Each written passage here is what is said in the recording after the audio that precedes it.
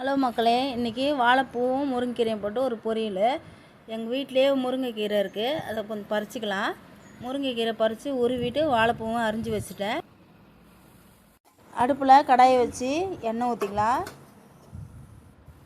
எண்ணெய் ஊற்றி உளுந்து போட்டு காஞ்ச மிளகாய் வெங்காயம் போட்டு நல்லா கொஞ்சம் ப்ரௌனாக வர வரைக்கும் வதக்கி விடுவோம்.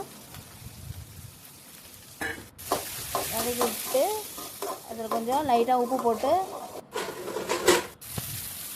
கீரையை கொட்டி நல்லா தண்ணி விடாமல் அதை அந்த எண்ணெயிலே வதக்கி விடணும். கீரையை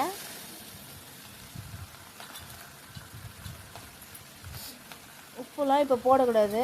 கீரை இறக்குற நேரத்தில் தான் உப்பு போடணும். இப்போயே உப்பு போட்டால் கீரை கருத்துரும். அதில் வாழைப்பூவை போட்டுக்கலாம். வாழைப்பூவை போட்டு நல்லா அதுக்கப்புறம் தான் உப்பு போட்டு தேவையான அளவு உப்பு போட்டு ஒரு கலரி விடணும்.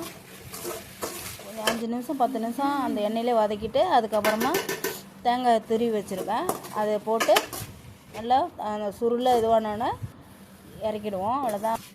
அவ்வளோதான் வாழைப்பூ முருங்கீரை போட்டு பொரியல் ரெடி.